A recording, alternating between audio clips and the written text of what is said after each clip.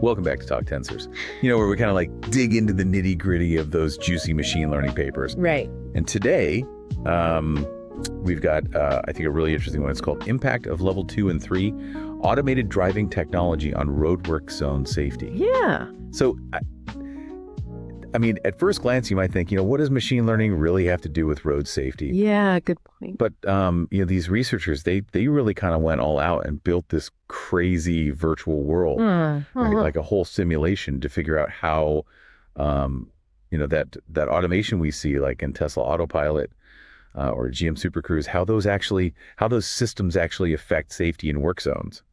Those crazy kind of chaotic areas where they're doing construction and things are changing all the time. Yeah, for sure. Those are always a little nerve-wracking. Right. So the big question we're trying to unpack today is, can these cars, these partially automated cars, can they really make work zones safer? Or are they introducing a whole new set of problems, like especially when the human driver, has to jump back in and take control? Because remember, this isn't about those sci-fi fully self-driving cars. Right. This is about the tech that's already out there that we're all kind of dealing with on the roads right now. Yeah, that's a good point. It's like the here and now, not the future. Exactly. So what these researchers did is they built this whole virtual traffic world, right? And they used something called traffic conflict techniques. So instead of just waiting for crashes to happen in their simulation, they actually looked for those close calls, the near misses, to kind of assess risk. And they were really thorough. They messed with like a whole bunch of different variables in their little simulated work zone. Like how many of the virtual cars had that L2L3 automation, that's that market penetration rate, the MPR, how much traffic was flowing, how quickly the automated systems would give up and hand back control to the driver that's the disengagement threshold. And they even programmed in how the simulated drivers reacted. Were they aggressive when they took over, or were they smooth, or were they super cautious? It's really fascinating how detailed they got with that. I mean, simulating driver behavior, that's got to be really complex. Oh yeah, I mean, it's like they were trying to really capture all the nuances of what happens in the real world. Right, because there's so many different types of drivers out there. Exactly. So what's really interesting is that their results, they weren't black and white. It wasn't just more automation, safer roads. They found this really complex relationship. And actually, these level 2 and 3 systems, they can actually introduce their own problems, their own set of risks. Yeah, that's really interesting. Right. And a big part of this is, that idea of disengagement. When you're driving in a work zone, right? And the automated system gets confused, or it encounters something it doesn't know how to handle. Maybe there's a weird lane change or something crazy going on with the construction. Right. And then the system freaks out a little and says, hey, human, you're back in charge. It disengages. And we've all probably felt that moment of oh, wait, what? When it happens. Exactly. And you're suddenly scrambling to figure out what's going on, And you might think, okay, well, fewer cars driving themselves in a tricky situation, that sounds like a good thing, right? Yeah. But it's that handoff, Yeah. If it's not smooth, if the driver's not ready, that's when things can get really hairy. It's imagine you're on a plane, everything's on autopilot, and then suddenly, boom, the pilot's okay, your turn, there's some turbulence. No, I would not be happy about that. Right. So, that moment of transition, that seems to be where a lot of the danger lies. I can see that. Yeah. Makes sense. So, to really understand, why this research is so important, let's dig into the background a little bit. Why is work zone safety such a huge deal in the first place? Why are they even focusing on this?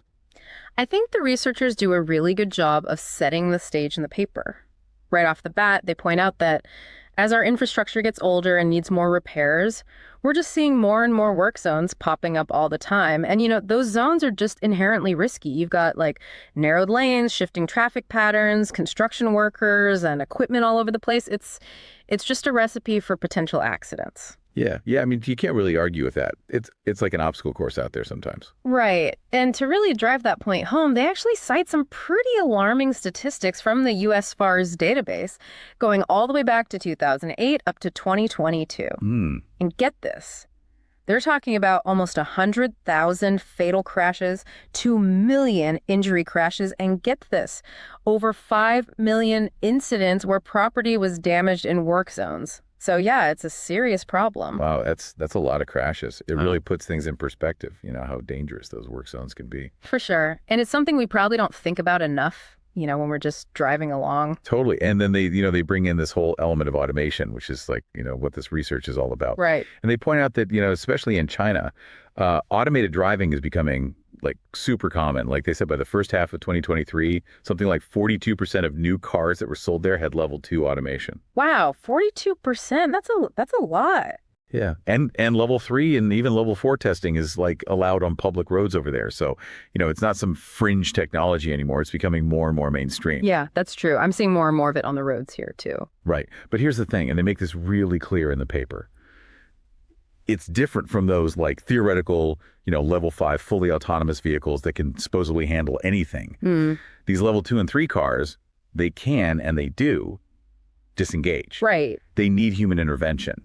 So, their whole point, their whole mission in this paper is to figure out like, okay, how do we design new traffic control strategies in work zones, specifically with these level 2 and 3 cars in mind? That's a really good point. It's a completely different challenge than designing for those hypothetical fully autonomous vehicles. Exactly. So, to kind of set the stage for their research, they dive into this really extensive literature review and they focus on 2 main areas. So first up, how do we even assess safety in work zones? Like, what are the tools and techniques we use to measure how safe or dangerous they are? Right. And this is where they start talking about traffic conflict technology, or TCT for short, which, it's pretty much what it sounds like. It's all about identifying those situations where vehicles get a little too close for comfort based on how close they are in both space and time. They even mention some specific metrics like time to collision, or TTC, and the proportion of stopping distance, PSD. Right. So, they're basically looking at how close those cars get to actually smashing into each other, or how much braking distance they have left before a collision. Yeah, exactly. But there's a catch. A lot of those traditional TCT methods, they're mostly designed to analyze conflicts between 2 or more vehicles. Okay. And the authors point out, and they back this up with actual data, that single vehicle accidents are a huge problem in work zones too. I mean, think about it. You've got all those barriers, construction equipment, lane changes. It's easy for a driver to lose control and end up hitting something, even if there's no other car involved. Yeah, that makes sense. And I guess those single vehicle accidents can be just as bad, if not worse. Oh, absolutely. I mean, you're hitting a stationary object at speed. There's no give. It can be really devastating. Right. And like we were saying before, a lot of construction happens at night or during off-peak hours, right, when there's less traffic. Right. So, maybe those multi-vehicle interactions are less frequent, but the risk of a single vehicle accident could actually be higher. That's a really good point. So yeah, those traditional safety assessment tools, they kind of have this blind spot when it comes to these single vehicle crashes. Okay. And the authors of this paper, they're really emphasizing that these single vehicle events are super relevant, especially when we're talking about those potential disengagements where the automation suddenly hands control back to a human who might not be fully prepared. Right. So they're saying like, hey, we need to broaden our understanding of what safe really means in these work zones. Exactly. And that's why they highlight their previous research in refining these safety assessment techniques to catch all types of conflicts, even those single vehicle ones. They talk about analyzing those little evasive maneuvers drivers make, like those sudden swerves or hard braking when they almost hit something. Ah, I see. So they're looking at those almost had it moments. Right. And they also integrated a tool called SSAM, and this whole theory about the equivalent number of traffic conflicts and level of safety service, LSLESS.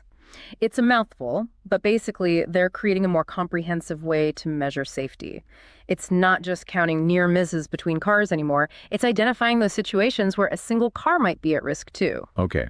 So it's a more holistic approach, taking into account those close calls that don't necessarily involve another car. Exactly.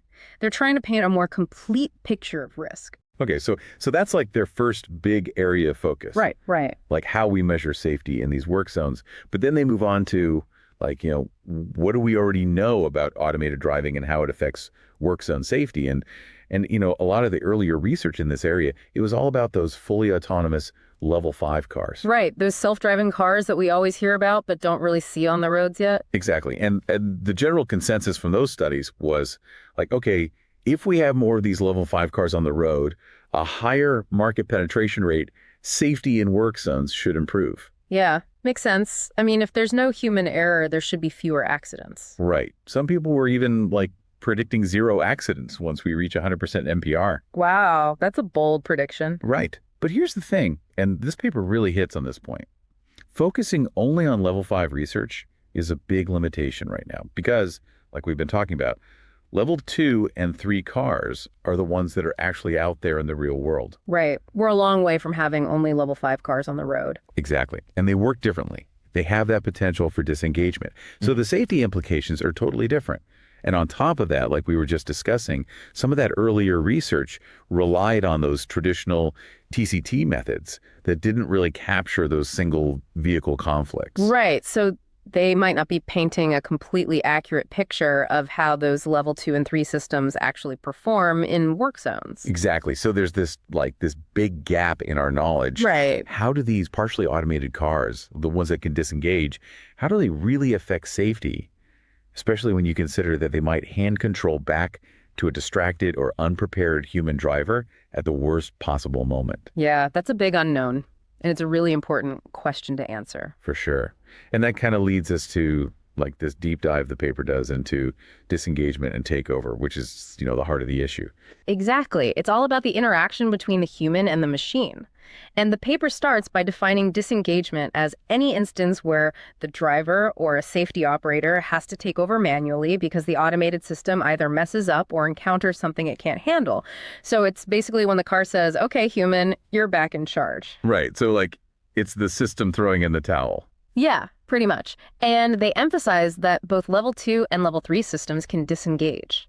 Yeah. And get this, they cite some pretty alarming statistics too. Research suggests that there's roughly 1 accident for every 178 disengagement events. Oh, wow. That's actually a pretty significant rate. Right. And since 2014, the California DMV has required manufacturers to report disengagements. And that's given researchers a ton of data to work with. Like they've got over 160,000 reported incidents covering over 3 million miles driven in automated mode and over 100 accident reports specifically linked to disengagements.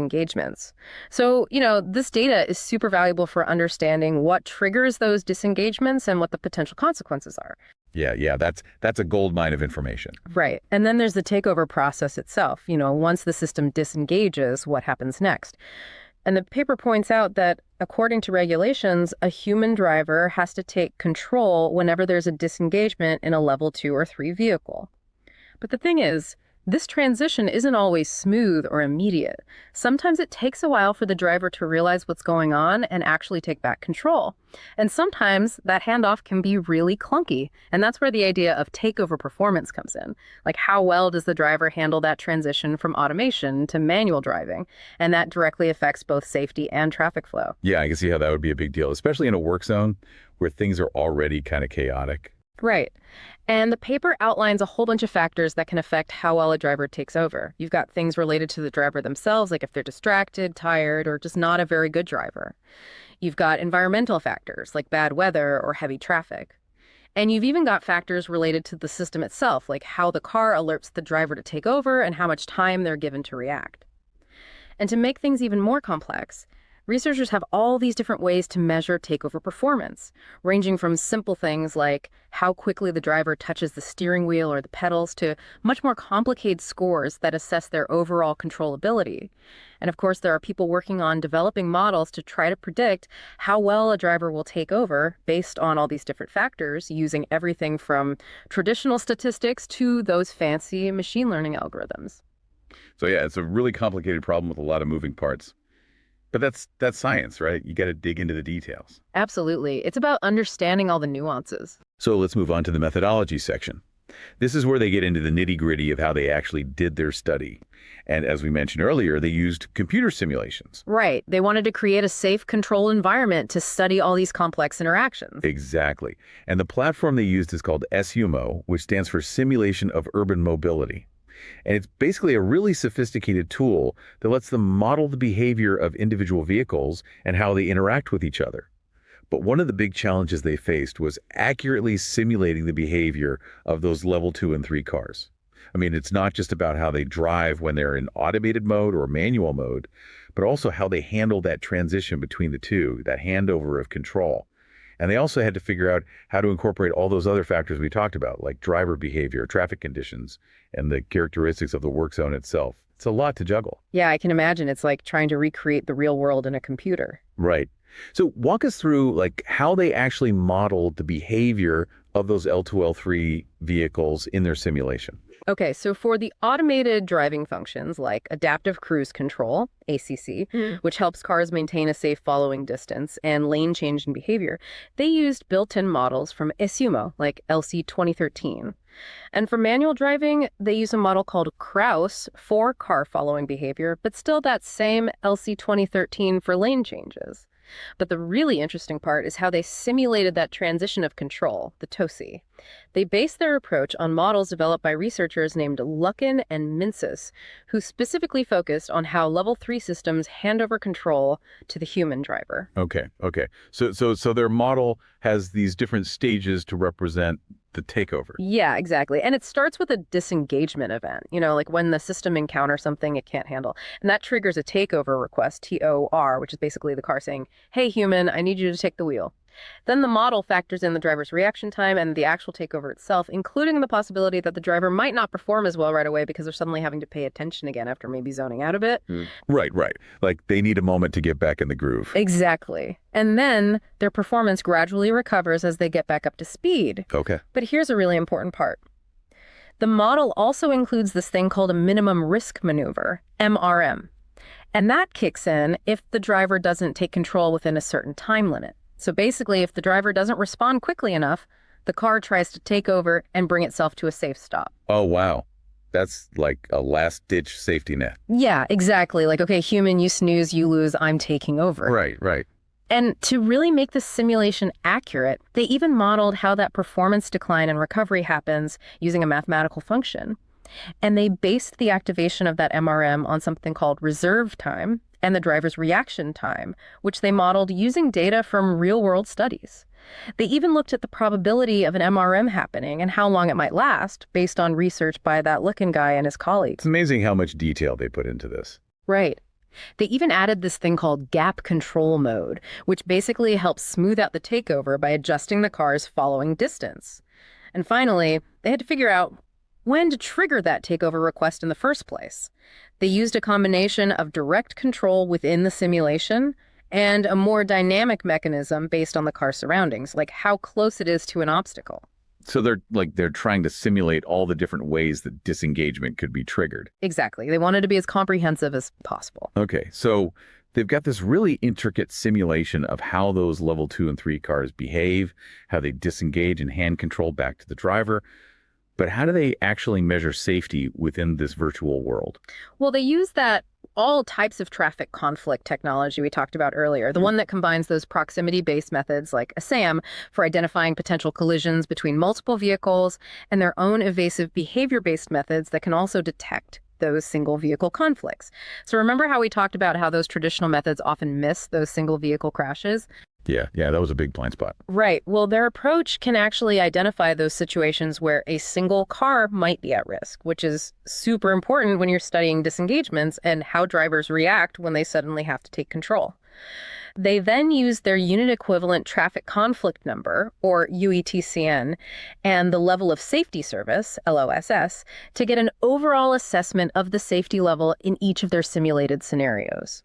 So they're essentially quantifying how risky each situation is. Okay. It's all starting to come together. Right. So they've built this super detailed virtual work zone, populated it with these realistically behaving automated cars that can disengage, and they've got their ways to measure how safe or dangerous things are. But then they had to decide, okay, what are we actually going to test? What factors are we going to change in our simulation to see how they affect safety? Right. Like, what are the variables they're manipulating? Exactly. And they drew on previous research that had already identified things like the overall volume of traffic, how many large vehicles like trucks are in the mix, how long that advance warning area is before the work zone starts, and the speed limit within the work zone as being really important for safety. Okay. But their main focus was on those factors directly related to the automated driving systems, how they disengage, how the driver takes over, and what percentage of cars in the simulation are even automated in the first place, that market penetration rate, or MPR. Right. And they also defined a bunch of different metrics that they track throughout their simulations. Things like the number of single vehicle and multi-vehicle conflicts, the number of disengagements broken down by small and large vehicles, and the number of those minimum risk maneuvers, again, separated by small and large vehicles. Yeah. So they were looking at all these different aspects of safety and how they were affected by the factors they were changing.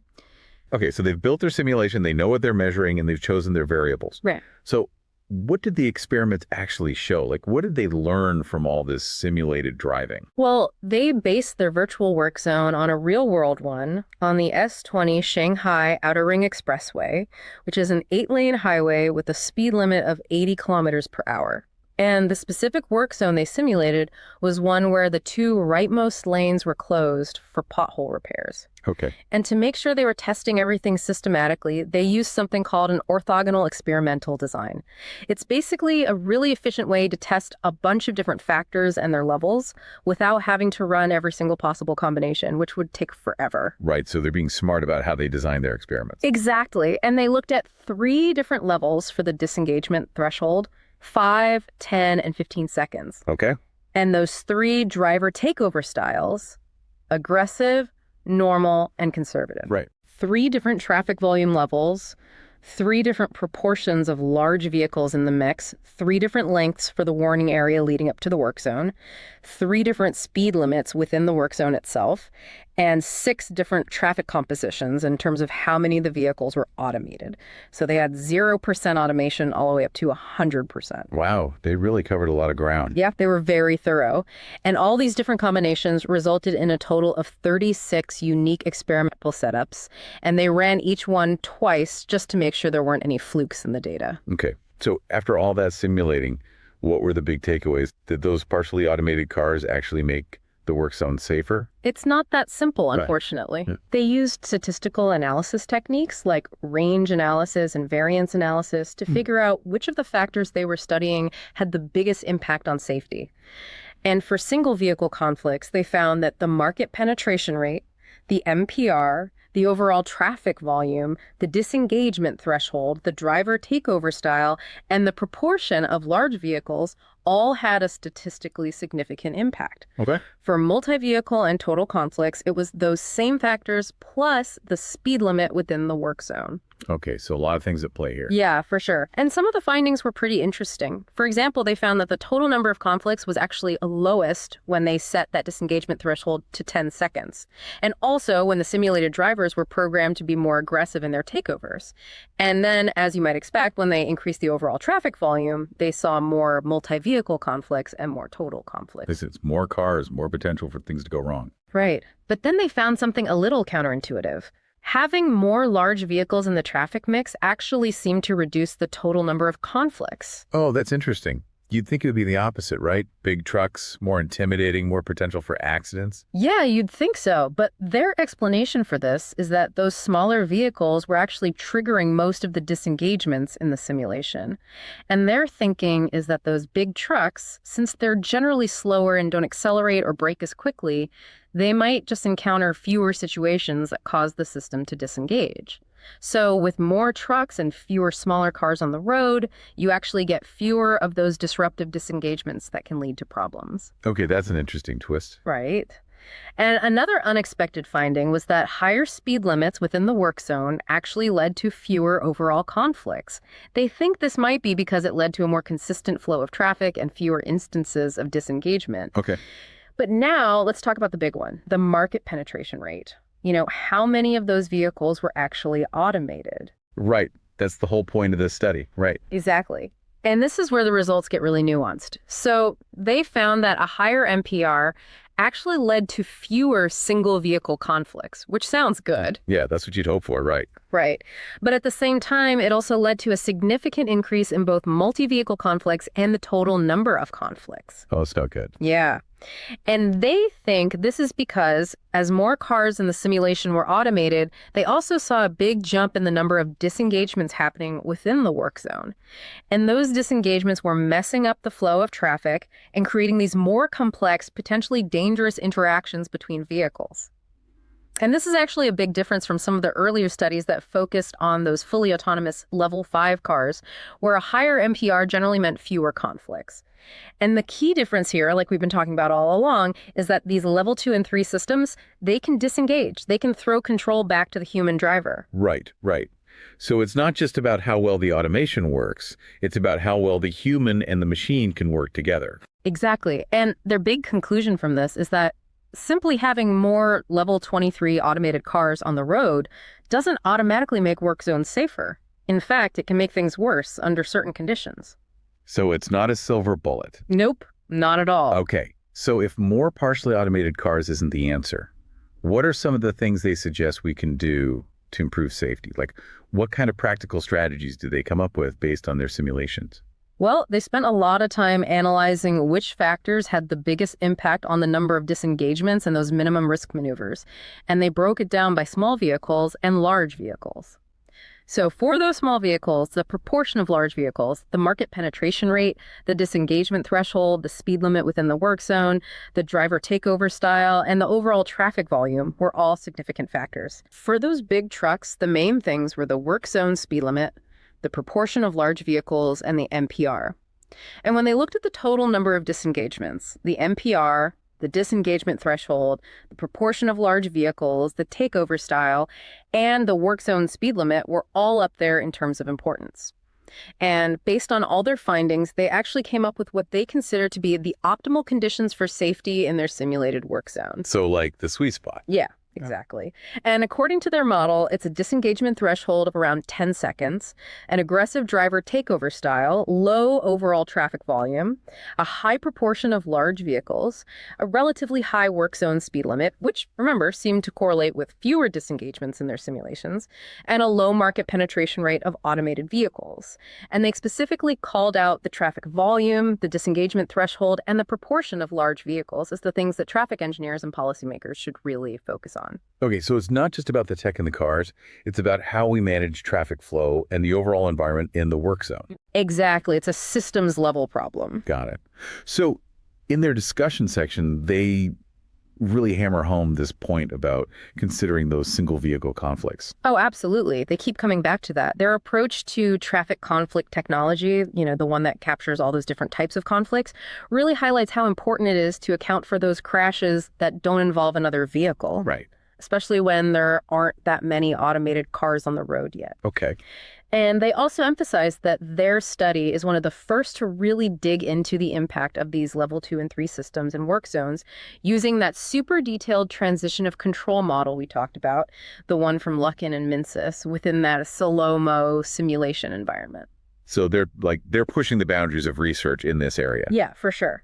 But they're also honest about the limitations of their study. They admit that their model for how disengagement works is still pretty simplified. Right now, it mostly depends on the distance to an obstacle and the driver's reaction time. But in the real world, disengagements can be triggered by all sorts of things: lighting conditions, road markings, weird objects, even the weather.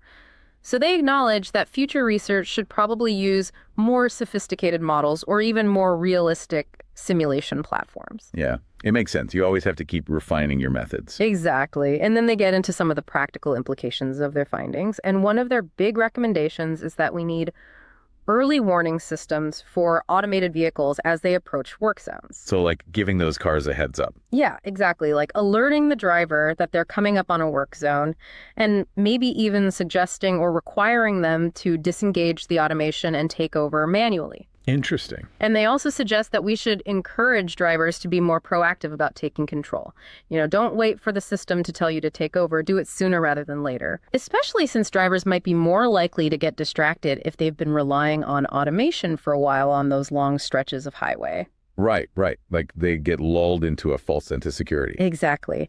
And then they hint at this idea of maybe having traffic management strategies that can adapt on the fly based on how many automated vehicles are present and how drivers are behaving within a particular work zone. So like a more dynamic system. Yeah, that can respond to the situation in real time. That's pretty futuristic. It is. But it's an interesting idea. Okay, so it sounds like their overall conclusion is that while automated driving has a lot of potential, those level 2 and 3 systems that are out there right now, they're not a magic solution for making work zones safer. Yeah, that's a good summary.